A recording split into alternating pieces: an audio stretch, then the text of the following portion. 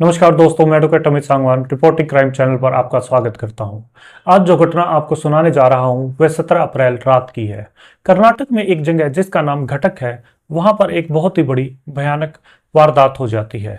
एक रात परिवार पर अचानक से अंधेरे में डकैतों के एक गिरोह द्वारा हमला किया जाता है और हमला करने के बाद लूटपाट के साथ साथ परिवार के जो लोग मौजूद थे उन पर ताबड़तोड़ तेज धार हथियारों से हमला करते हुए 4 लोगों की हत्या कर दी जाती है।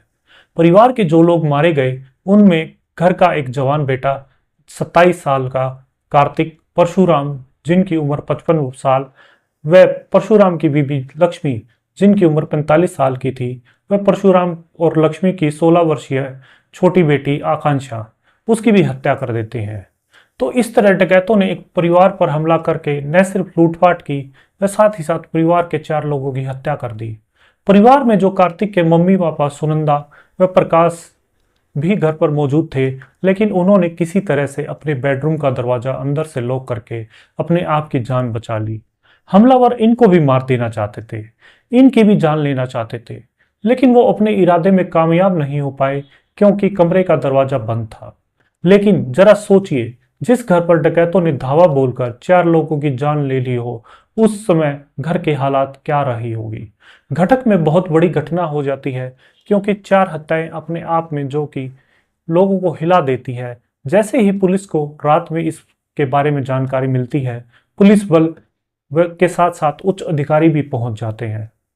जांच करते हुए हमला भी वहां किसी जो हमला हुआ था वह भी किसी मामूली परिवार के घर पर नहीं, बल्कि घटक के म्युनिसिपल काउंसिल के वाइस प्रेसिडेंट और बीजेपी के लोकल लीडर के यहाँ हुआ था।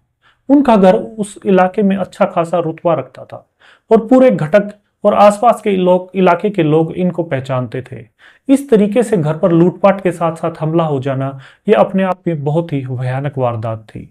तो पुलिस इस मामले में जांच में लग गई। शुरू में तो सभी को लगा कि ये मामला डकैती का है, हो सकता है, क्योंकि जिन लोगों ने इस पर हमला किया था वह उस घर की कीमती चीजें भी लूटपाट करके ले गए थे और हमला करने के दौरान उनका जो इरादा ज्वेलरी वगैरह को लूटने का था, वह उस चीज की धमकी भी दे रहे थे, जिसकी पुष्टि प्रकाश व सुनंदा, जो कि अभी जीवित हमले में जीवित बच गए थे, वो ही स्वयं कर रहे थे। तो शुरू में तो पुलिस को तमाम लोगों को यह लग रहा था कि यह मामला रॉबरी एंड मर्डर का हो सकता है, लेकिन पुलिस को यह भी सोचती रही कि अगर यह मामला सिर्फ रॉबरी का ही होता तो रॉबरी डकैती कर लेते और अगर इनको उन्हें रोकने की कोशिश की होती तो उनकी जान लेते। पर परिवार को इन्होंने जान से मारने की कोशिश क्यों की?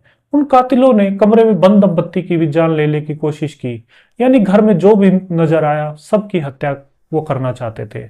आखिर इसके पीछे डकैती तो वजह हो नहीं सकती, क्योंकि उन्होंने तो वहां सो रहे लोगों की भी हत्या की थी। जिन 4 लोगों की उन्होंने हत्याएं की थी, चारों के चारों जिस वक्त हमले का शिकार हुए सभी नींद में सो रहे थे। यह अपने आप में कितना अजीब बात थी। मरने वाले कार्तिक की रिंग सेरेमनी अभी 2 दिन पहले ही हुई थी। इसी वजह से घर में खुशियों का माहौल था। इसी सगाई के सिलसिले में परिवार के रिश्तेदार परशुराम, लक्ष्मी व उनकी बेटी आकांक्षा भी इस रिंग सेरेमनी में शामिल होने के लिए आए हुए थे। लेकिन इनकी बदकिस्मती ऐसी रही कि वो भी इन डकैतों के शिकार बनते हैं और उनकी भी हत्या हो जाती है। तकदीर का खेल देखिए। परिवार के मुखिया प्रकाश ने बताया कि ये तीनों तो कल ही वापस घर चले जा चुके होते अगर इनकी वापसी की ट्रेन न निकली होती, तो ये वापस घर पर ही नहीं आए होते। ये लोग तो इतने अभागे रहे। पुलिस जांच में शुरू में तो मामला डकैती का ही लगा, लेकिन जिस तरह से डकैती में हत्याएं हुई थी तो पुलिस को लगा कि इसके पीछे दूसरा मोटिव भी हो सकता है। अब पुलिस ने जांच को आगे बढ़ाते हुए मर्डर के एंगल से भी इस मामले की जांच करने की शुरुआत की। तो पुलिस को ये पता किया कि ये परिवार है, इस परिवार में कौन कौन लोग हैं और किन किन के साथ इस परिवार की दोस्ती व दुश्मनी है। पुलिस ने जब इन सारी बातों की जानकारी जुटाने की शुरुआत की तो पुलिस को यह पता लगता है कि जो प्रकाश, जो कि बीजेपी के लीडर हैं, जिनके यहाँ घटना हुई है, उनकी 2 शादियां हुई है। उनकी पहली पत्नी का नाम रुक्मणी था, वह दूसरी शादी सुनंदा से हुई है। सुनंदा के साथ ही प्रकाश इन दोनों रहते थे और कार्तिक, जिसकी हत्या हुई, सुनंदा और प्रकाश का बेटा था। जबकि वो पहली शादी हुई थी, इससे उन्हें एक और बेटा था जिसका नाम विनायक है। पुलिस जब विनायक के बारे में प्रकाश से पूछती है तो वह बातों बातों में पुलिस को पता लगता है कि विनायक के परिवार के साथ संबंध ज्यादा अच्छे नहीं हैं और इस घटना से कुछ दिन पहले ही प्रकाश और विनायक के बीच कहासुनी भी हुई थी, क्योंकि विनायक ने अपने काम जो कि प्रॉपर्टी उस विनायक के नाम जो कि प्रॉपर्टी थी उसके पिता प्रकाश ने उसे दी थी, उसमें से 2-3 प्रॉपर्टी वह पिता को बताए बगैर बेच देता है। ये बात प्रकाश को बड़ी नागवार गुजरी और उन्होंने अपने बेटे को बहुत सख्त लहजे में कहा था कि आइंदा कोई भी प्रॉपर्टी उनको बगैर बताए नहीं बेचेगा। तो सवाल प्रॉपर्टी बेचने या ना बेचने के सवाल पर पिता और बेटे में कुछ रोज पहले काफी तीखी लड़ाई भी हुई थी। इस पर पुलिस जांच में लग जाती है और घटना के वक्त या घटना के बाद विनायक या की इसमें क्या भूमिका थी या नहीं थी, पुलिस इस जांचने लग जाती है। पुलिस विनायक के बारे में जब पता करती है तो वह एक रिटेलर के तौर पर काम किया करता था, यानी कि बिजनेस करता था। तो पुलिस विनायक के पिछले कुछ दिनों की गोल्ड डिटेल को भी चेक करना शुरू कर देती है। पुलिस ने उसके लोकेशन के बारे में भी पता किया, वह कहाँ आ जा रहा था, किससे मिल रहा था। इस तरह पुलिस ने विनायक के बारे में धीरे धीरे कुछ ऐसी जानकारियां मिली जो उसको इस घटनाक्रम से कनेक्ट करने लगी। पुलिस को यह पता चला कि विनायक जो है वह किसी लोकल बदमाश के कांटेक्ट में था जिसे उसने परिवार को खत्म करने की बात कही थी। विनायक ने इसे किसी ऐसे गैंग या कातिलों से उसकी मुलाकात करवाने के लिए कहा था जो यह काम कर सके, जिस पर उसने महाराष्ट्र के रहने वाले अपने एक जानकार को कांटेक्ट में लिया और उसे पूरी बात बताई और सामने वाला विनायक से मिलने पर राजी हो गया। फिर उसकी विनायक से मीटिंग भी हुई और विनायक ने प्रकाश और सुनंदा और साथ ही साथ कार्तिक 3 लोगों की कत्ल की सुपारी दी और साथ ही कहा कि घटना ऐसी लगनी चाहिए कि सभी को लगे कि यह डकैती है।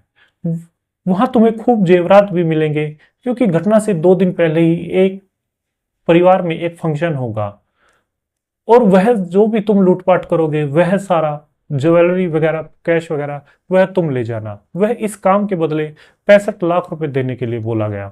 एडवांस के तौर पर, पेशगी के तौर पर जितने भी कातिल इस मामले में शामिल होते उनको 2-2 लाख रुपए एडवांस के तौर पर दिए गए। बाकी की तय रकम बाद में देने के लिए बात हुई। इसी प्लानिंग के तहत 19 अप्रैल की रात को कातिलों के गिरोह ने घटक के इस परिवार पर हमला किया और घटना को अंजाम दिया। दुर्भाग्य देखिए कि 3 लोग जिनका इस मामले से कोई लेना देना नहीं था वो तो बस इस घर पर थे, इसी का शिकार हो गए। कातिलों ने प्रकाश व सुनंदा के धोखे में परशुराम व लक्ष्मी की हत्या कर दी। उनकी बेटी आकांक्षा उनके साथ सो रही थी, इसीलिए वह भी इनके हाथों मारी गई। वहीं दूसरी ओर ये कातिल जिनके लिए आए थे उनमें प्रकाश व सुनंदा बच गए। पुलिस ने विनायक और बाकी सभी को गिरफ्तार कर लिया। तो ये थी आज की पूरी कहानी। अगर आपको अच्छी लगी हो तो इसे शेयर करें और चैनल को सब्सक्राइब करें।